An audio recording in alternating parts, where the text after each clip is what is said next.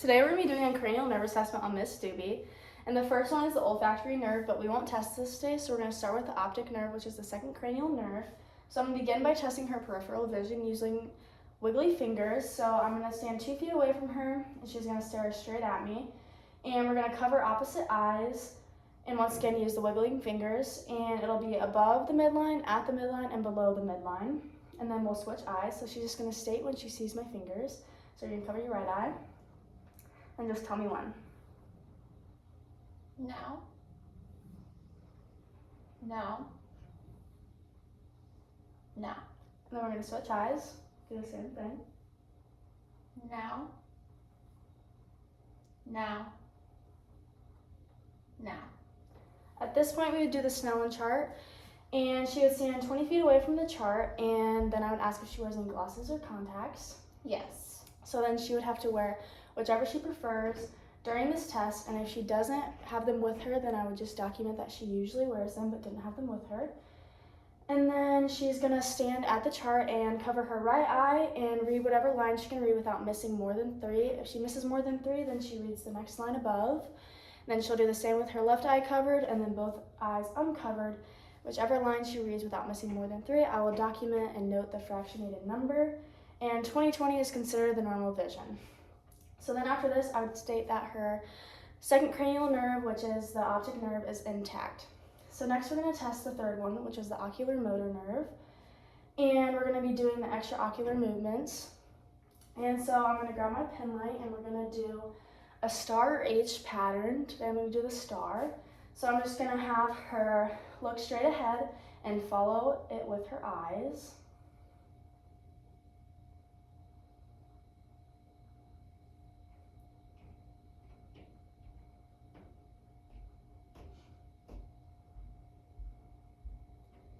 So there's no nystagmus present, which means the extraocular eye movements throughout. And then we're going to test her direct eye movement. So I'm going to shine my pen light and I'm going to come from the side and go straight to her eye on the right side and then on the left side.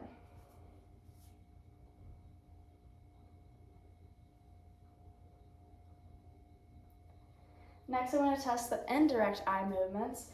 So it's going to be about the same thing, but then I'm going to put my hand on her nose and come from the side and go again. But I'm going to look at her left eye when I'm shining on the right eye to make sure that they're symmetrical and they're the same size, shape, and type of constriction.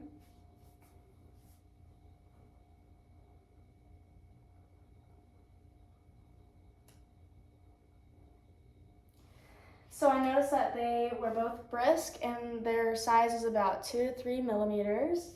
And they did move symmetrically. They were the same size, shape, and type of constriction. So now we're going to note her perla. So her pupils are round. They're not oval. They're equal in size. They're about 3 millimeters. They're reactive to light. And then next we would test accommodation, which is a part of perla, but that's in the 4th cranial nerve. So now we would state that the 3rd cranial nerve, which was the ocular motor nerve, is intact and move into the 4th. So the accommodation, we would put the pen light about 8 inches away from her nose. And I'm just gonna have her look at my finger and move it towards her nose, and we were looking for an inward downward motion without becoming cross-eyed, so this would test her accommodation. So she did have the inward downward motion, which means that her pupils are accommodated and is able to accommodate. So this would now state that her 4th cranial nerve, which is the trochlear nerve, is intact. Next, we're going to move into the 5th cranial nerve, which is testing her strength against resistance. So we're going to test first her jaw, and I'm going to have her open your mouth and try to open against my resistance. Yep.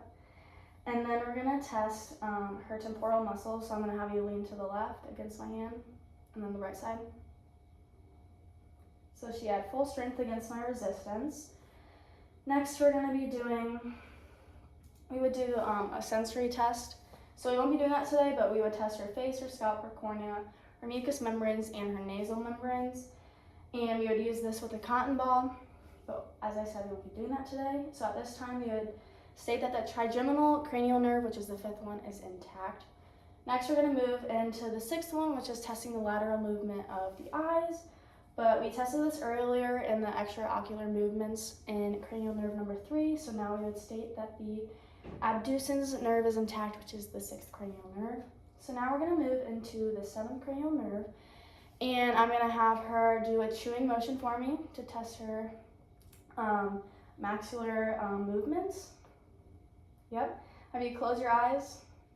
And then you can open them. And then we're going to do labial speech. So I'm just going to have you say football. Football. And then state your name for me. Mackenzie Doobie. So now I'm going to have her close her mouth and then smile. Frown. And then I'm going to have you raise your eyebrows. And then puff your cheeks out with air. Yep. And then at this point we would test her taste with sweet, sour, and salty foods, and this will just test the sensory part of the facial nerve. We would also test her tears by stimulating the cornea with a cotton ball, and then we would also test her salivation by giving her sour food to see if she produces saliva. After all this, we would state that her 7th nerve is intact, which is the facial nerve.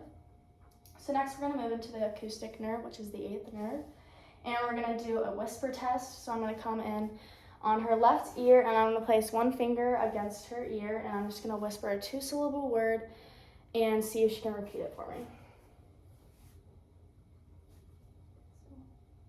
Baseball. Yep.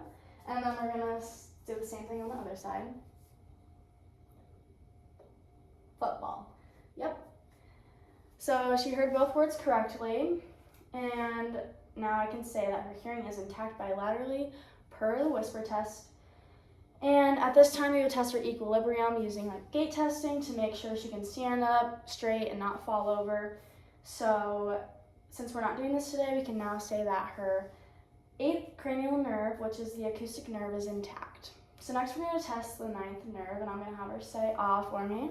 Ah. And note if her uvula moves up and down with no deviation, stays in the midline. And then we would test her gag reflex. We'd use a tongue blade or a gloved finger. At this time, we won't be doing that.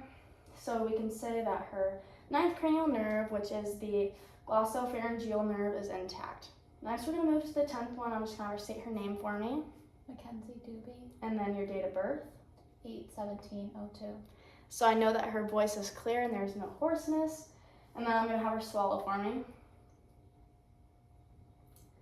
So I just palpated her swallowing, and then I would be able to state that her vagus nerve, which is the 10th cranial nerve, is intact. Next, we're going to move into the 11th cranial nerve, and I'm just going to have her move her head side to side against my resistance. Yep, and then up, down, and then the back of her head. Yep.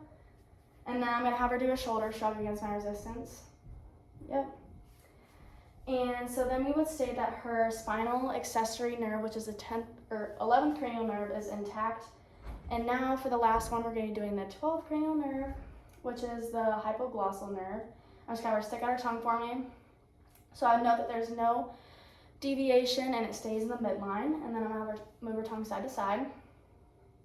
Yep, and so now I'd be able to state that her 12th nerve, which is the hypoglossal nerve, is intact, and that would complete this cranial nerve assessment.